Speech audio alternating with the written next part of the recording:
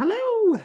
Welcome to day two of our adventure through Iceland in yarn. Um, let's get right into it. Happy Boxing Day, which actually they do sort of celebrate. I love the Boxing Day tradition, which I think is more English. I don't know. It's not necessarily super American, but it's like a day about visiting with family and being more relaxed and um, translating it into Icelandic, I'm sure I'm not saying this right. Annar jólum. I don't know.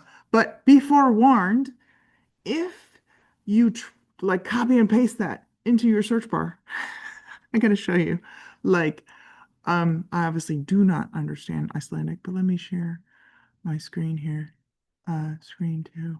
Okay. Yeah. Okay, so this is what you'll get, like a whole bunch of Icelandic. If you copy and paste like a translation in Icelandic, it's gonna give you all your answers in Icelandic. But it does talk about the fact that they celebrate Boxing Day. Um, and so what is the color that we're unveiling today?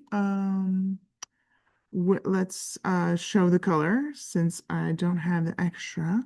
Let me bring up the picture. Ta-da! Day two is Dalvik. Dalvik. I'm sure I'm not probably not even saying that right, which is a town in northern Iceland, and we'll talk about why I picked it in a moment. Um, but it is that blue. Like it's darker than the lighter blue that we had for the Blue Lagoon, because the Blue Lagoon is that milky blue. This is a darker blue because this is where you can do a lot of whale watching and also where they have done lots of like fishing up in the north of Iceland. This is where they, would make a lot of their money because they don't necessarily farm a lot in Iceland. I mean, there's lots of sheep and shepherds and they can grow their own food, but it's a very harsh conditions. So they did a lot of fishing. Let's show you the route to get from one place to the next. Okay, here we go. The route is right down here in Reykjavik, near Reykjavik, which is where you fly into the country if you're flying in, and where two out of every five people in Iceland live right here.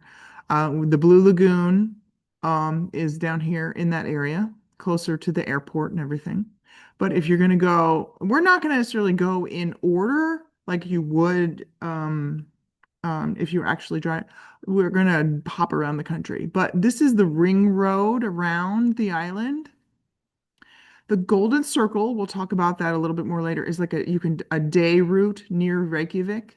But the ring road goes all the way around the island. Highway 1, I guess. I'm not sure. I think that's what it's called. And it takes you a couple of days or 30 hours if you go nonstop.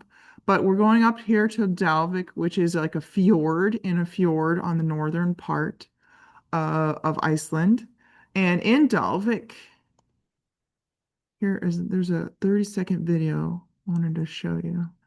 It's just music, so it's not important for you to hear it.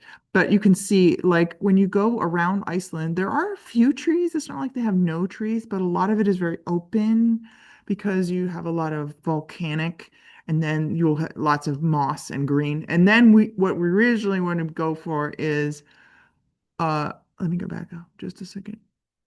The whale watching, which is really why I chose this because I think whale watching would be fascinating. They also have very good skiing. They have some people who are Olympic skiers who come from Dalvik, but there's only a town of like 1,400. It's pretty small. North Iceland. Okay. So what do? You can go there and get a book tours to go whale watching, and you're almost guaranteed to see whales. I think they're kind of like, we'll give you your you can come again if you haven't, like, not your money back, but like you're pretty much guaranteed. And it was this deep blue of the ocean up there, so you can see a lot of whales. But also, what they do there is fishing, obviously. But what is like a something very Icelandic to eat.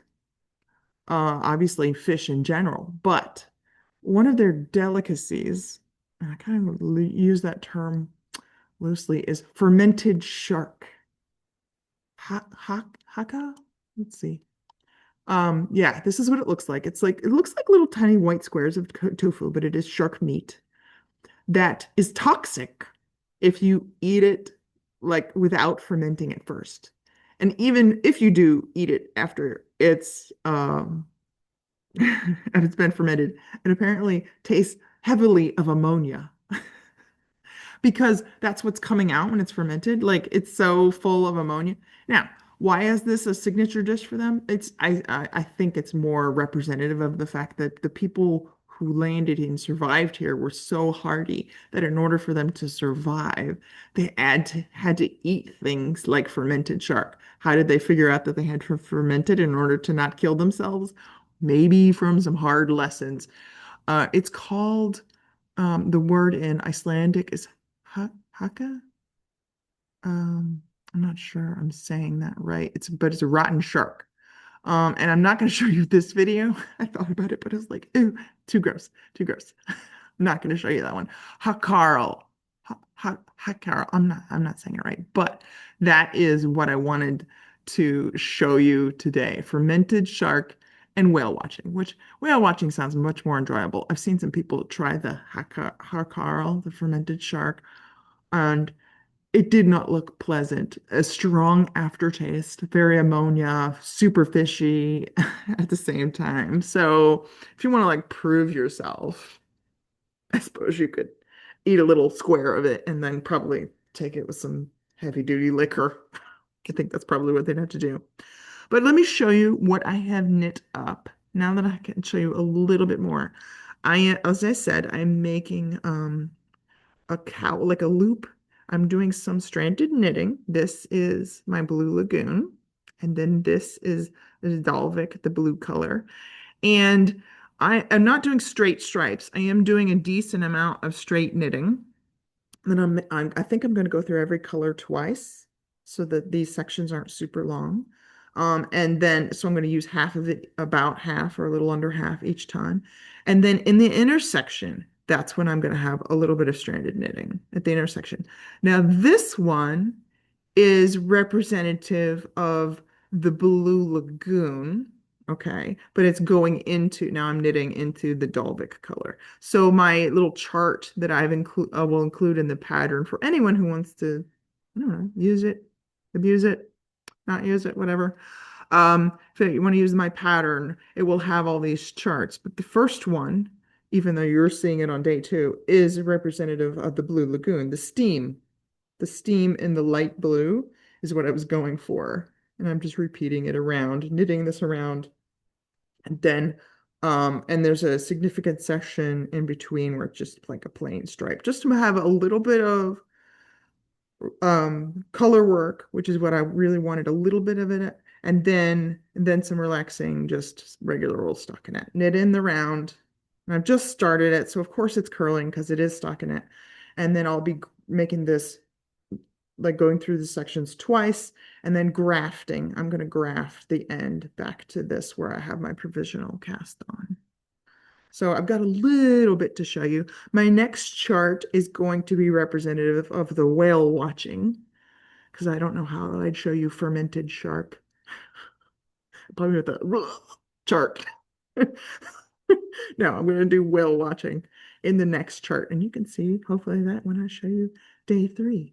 What am I wearing today? I am wearing my Route 66 project that I made with all the colors from Route 66, because I knew today I was going to be talking about the ring road, and this is my other road one. Now you're not getting this little bit again in this cart, but just wanted to bring, this is one of my favorite ones to wear. I love wearing this one. And this one, I avoided weaving in any ends by just incorporating the fringe, even on this, even on my fingerless mitts. Here, because all of the floats will be on the inside and not seen when I finish everything, I'm not going to worry about, like, I am kind of If I have long floats, I don't have to catch them. I'm getting some practice at catching my floats, so I might, but as long as you don't make those floats too tight so that the front looks weird, you can have long floats because they're going to be inside. You don't necessarily have to weave anything in too much as long as they're secured in some fashion, because all of this stuff will be hidden on the inside of the tube that I'm making, the long tube. So it's another way to work with multiple colors and striping some things without having to like weave in a million ends. So I hope you are enjoying day two. And if you're following along, you'll start to see some more of these charts coming out. And I'll see you tomorrow for day three. Happy Boxing Day. Bye.